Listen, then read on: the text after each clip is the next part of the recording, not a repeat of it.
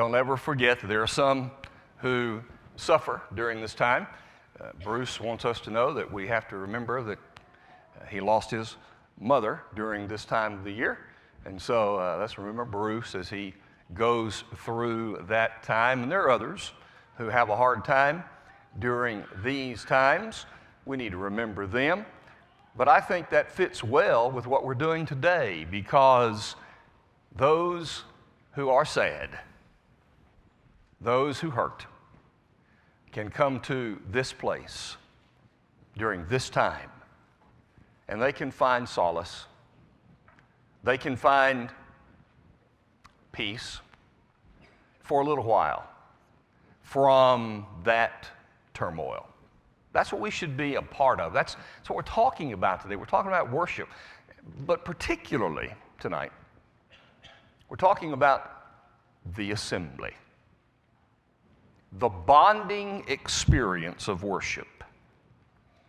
The text before us, Hebrews chapter 10. We'll be there the entire time.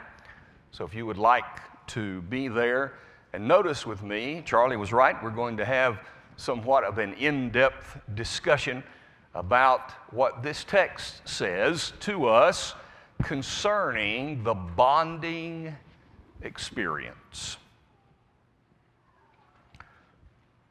Here's what I've been thinking about with respect to the assembly. As I work through it in my mind, here are things that I had to come to grips with, and probably you have too, at least at some time. The assembly is not the only place. The assembly is not the place that the assembly has to happen in order for worship to happen, because I can worship by myself, right? James 5 says, if any's afflicted, let him pray. If he's joyful, let him sing psalms. So I think it's possible, obviously, to worship in private. So we don't have to have an assembly in order for worship to happen, but yet we have an assembly. The assembly is not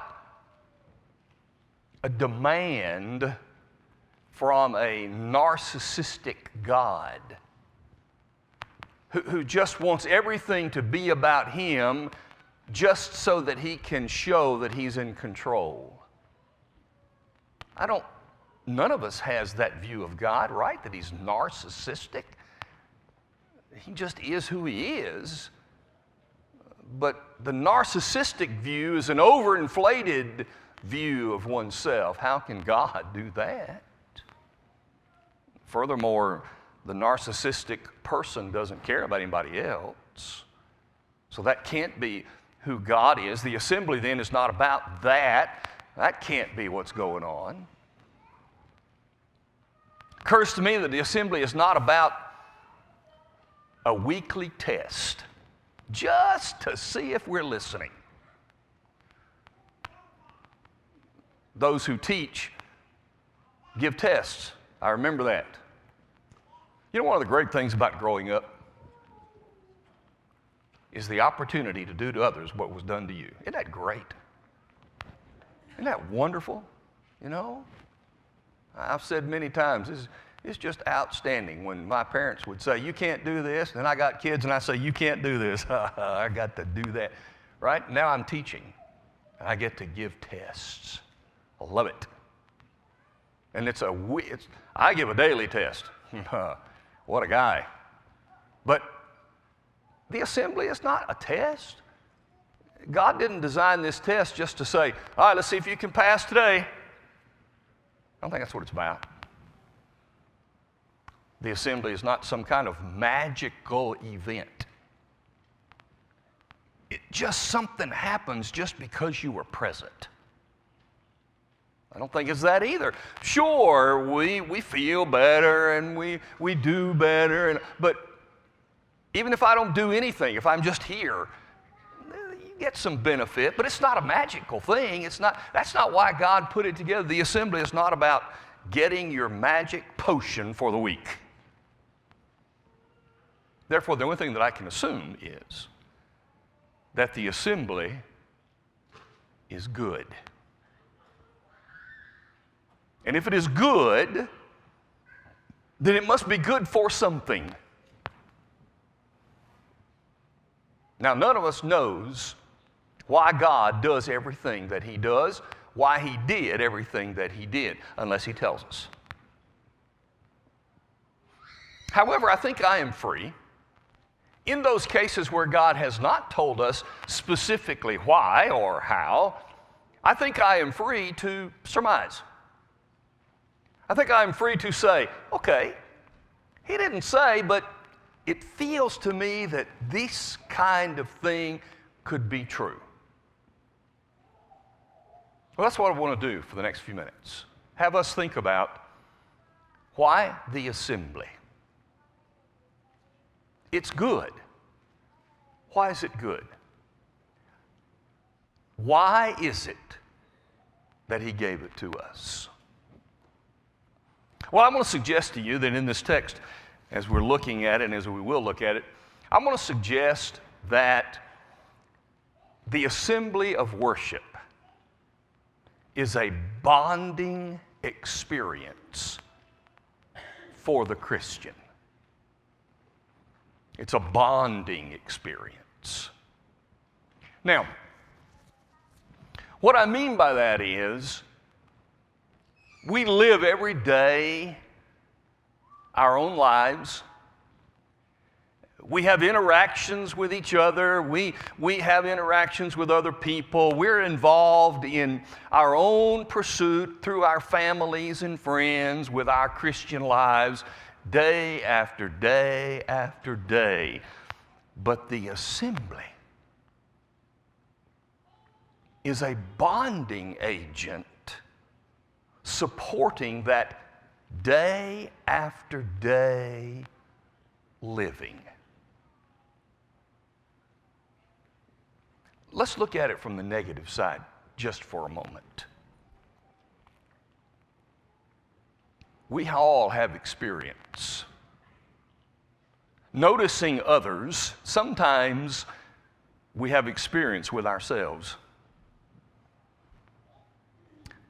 Christian people who day after day are trying to live, and over time, the assembly becomes less and less important. The loss of that assembly has not strengthened their day-to-day Christianity, has it? It doesn't keep them from being Christians, but have you ever seen or known any Christian who, leaving the assembly away, just getting rid of it, is a stronger Christian because of it? I know of none. On the other hand, I know of people who have been weak in faith and practice, whose strength to go on oftentimes comes because of being with these Christians in this environment. So why the assembly? I want to call it a bonding experience. We're going to notice three words. If you'll turn there. These three words in Hebrews chapter 10, I think will help us to understand the bonding concept of the assembly. Three words representing the three beings who are here when we assemble. We talked about it this morning. It is for God, it is for me, and it is with you. It's also away from the world. So, who's here? God, me, and you. The bonding that happens bonds us. So the first thing he says is, the assembly of worship is a bonding experience between us and God. The word in verse 22 is draw near. Draw near. When I think about that on the bonding experience, how about people who have or trying to have or develop a romantic relationship on opposite sides of the continent? How tough is that? That's tough. It's tough. And I don't care if this generation is now social media saturated. If you only have a relationship with someone through social media, that's not really drawing near, is it? It fools you as though you are near. It sort of deceives you as though you are near. Well, it's better than not being able to see them at all, but that's not drawing near. This text says drawing near. Now, I want you to notice, when I was thinking about this, I couldn't help but think about the whole point of the book of Hebrews. The whole point of Hebrews was, you are not near as Jewish people. The evidence of the mountain. Hebrews 8, verse 5, God said to Moses, remember to build everything according to the pattern that was shown to you on the mountain. The mountain is used a couple of times in this text, in the book of Hebrews, but that was because everybody knew the mountain. Remember the story of the mountain? They came out of Egypt and they came to Mount Sinai. And God said to Moses, tomorrow, or in 3 days actually, you're going to come up on the mountain to see me. Now, between now and then, you better get ready. And when you go up, you better make sure that nobody and no being comes near this mountain. In fact, he said, don't you touch it or you will die. And you remember what happened, right? Moses went up on the mountain, and there was this great smoke, and then all of a sudden, this loud, booming voice yelled out the 10 Commandments. Did that just make them want to rush the mountain to go see? It shoved them further away. They cowered in the corner. Moses, we don't want to hear that anymore. No more. You go and come back and tell us. The mountain is evidence that they were not near. Didn't want to be near. He scared them. The evidence of the priests, chapter 9, verses 6 through 8, says that they were not near. Daily the priests ministered, and they went into the first part of the tabernacle performing the services. But in the second part, the high priest went once a year, not without blood, which he offered for himself and for the sins of the people committed in ignorance.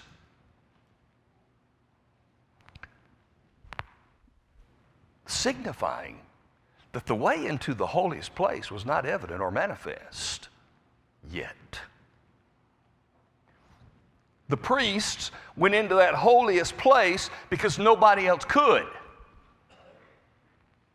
You can't get near to God. He's over there. And so this concept of drawing near wasn't a part of their mentality. The point of the priests says that it is so. And the point, chapter 10, that the sacrifices did not work to do what really needed to be done. No sacrifice of blood could take away sin. What is the dividing between man and God, sin. Well, if it's not taken away, then we are still divided. We're not near. Over and over, the Jewish community, all they knew, we are not near to God. But now in Hebrews, we get exactly the opposite. The other view, because Hebrews is doing exactly that. Here's what was, here's what is. Chapter 4, verse 16. Let us therefore come boldly to the throne of grace. We can come boldly before the throne of grace. And therefore, it tells us, it absolutely is true, that we can come near. Chapter 7 and verse 25, Jesus is able to save those to the uttermost who come to God. You see, your sins can be taken away because you can come to God. Chapter 10, verse 1, the law has a shadow of good things to come. That is, good things to come near to you, because God can come near and is coming near to you. Chapter 11, verse 6, without faith it is impossible to please God. Whoever comes to God must believe that He is, and that He is a rewarder of those who diligently seek Him. Look at chapter 12 and verse number 18. Notice what he says. You have not come to this mountain that may be touched and that burned with fire, to blackness and darkness and tempest. There's that reference to Mount Sinai. You've come to a better place than that. Look at verse 22. You've come to Mount Zion. It's not a place physically that you can go touch, but it's a spiritual place that lets you come near. I think worship, the assembly, is a bonding experience between us and God. Apparently, as this term is used, apparently, when it's done right, it bonds us because the confidence we have based on the confession we made is confirmed in worship, therefore binding us together. It's the same thing that happens in human relationships. When you know that there's a connection, you know that this bond is there, but it needs confirmation and renewal every now and then. 1 Corinthians 7, Paul said concerning marriage and the relationship, the husband and wife can spend time in fasting and prayer and away from the benefits of physical love in that relationship for a time. But then what does he say? You come back together so Satan doesn't get a foothold in your relationship. It needs continual reaffirmation. Our assembly continually reaffirms us, bonds us with God. Second word, Hebrews 10, verse 23. Hold fast. Hold fast. Great opportunity to give a bit of a commercial. And the commercial is that in December, we're going to start the new quarter for the adults. And Tom Riley is actually going to do a class on holding fast for that quarter. That's a great opportunity. Okay? Let me put some stuff before you, and then you can check and see if he gets it right. Here it is. Hold fast. Looked up this word. And this word is a word that says to keep secure, to hang on to. And immediately I thought about super glue. I want to know about what is super glue. How does this thing work? In fact, I wrote down the word on your outline. I'm looking at it. Cyanoacrylate. Cyanoacrylate. Here's what I learned. That kind of glue requires a bonding agent, which is moisture. It doesn't bond if you put it on a dry surface. It bonds through moisture. And it tightens. And it draws together the properties of the two things because of the moisture in the middle. Hold fast the confession of our hope without wavering, for he who promises is faithful. I have the confession that I made and the God that I made it to, and the assembly of worship provides the bonding agent to put us together. That's the continual bonding effect of the assembly when we are all together. Let us hold fast our confession.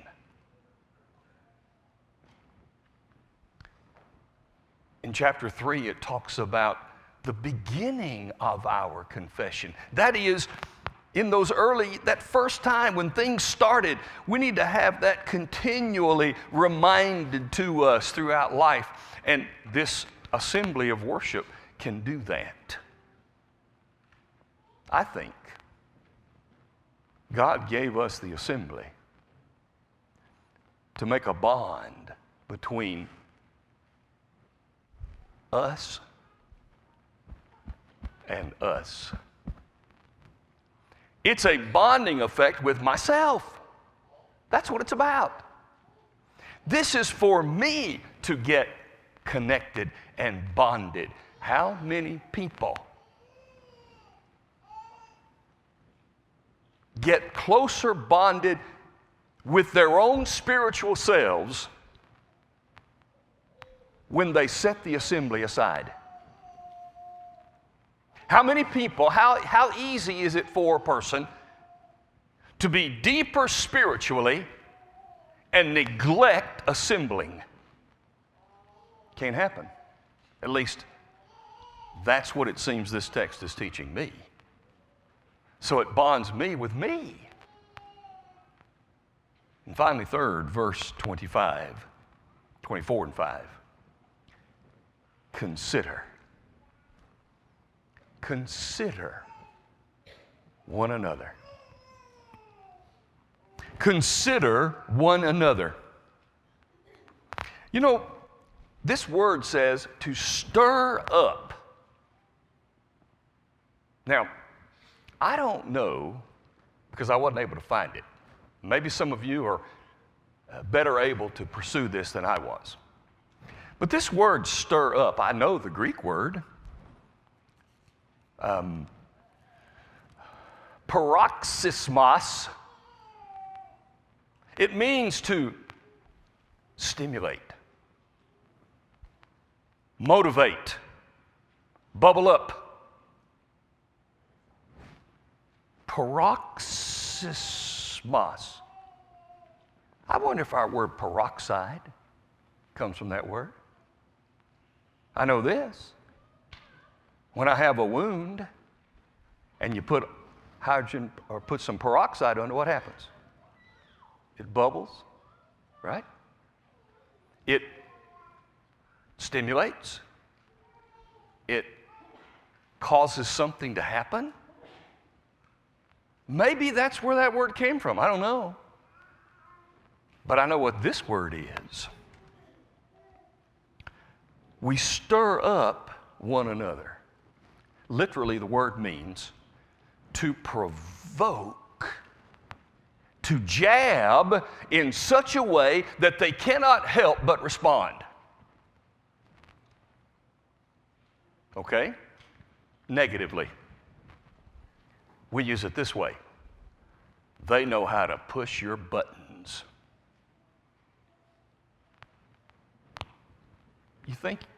You ever watch in public or wherever children that know how to push the buttons of their parents? They just know. We know about that kind of situation. That's what this word is. You jab and jab and jab so that they can't help but respond. If you jab at them long enough, they're finally going to come at you. Let's look at it positive, which is how God used it. To stir up love and good works. If I am constantly encouraging, if I am constantly saying good things to that person, if I am sending a card, giving a note, shaking a hand, giving a hug, if I am calling on the phone, if I am visiting when they are in need, if I am talking constantly, for a while somebody might say, I just wish they'd leave me alone. Just wear them down. Right?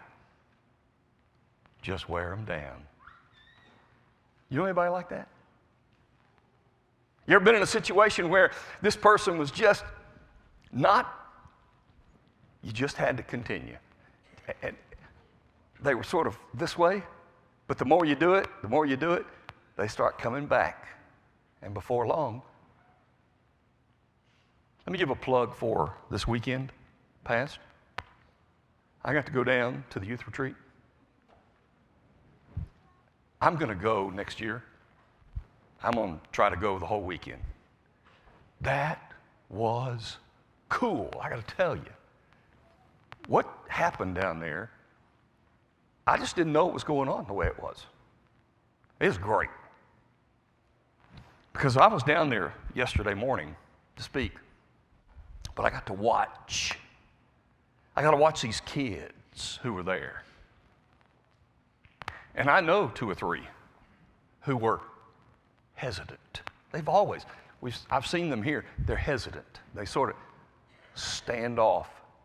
They sort of head down. They talk quietly.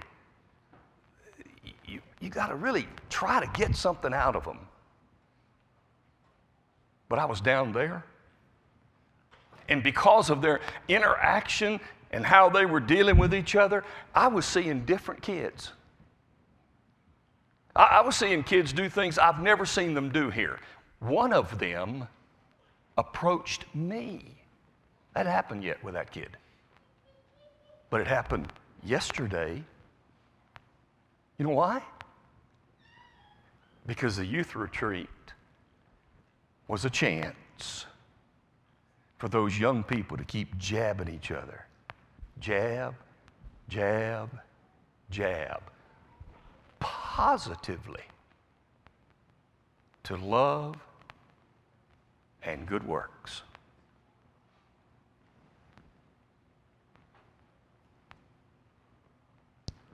Just take a look at some pictures.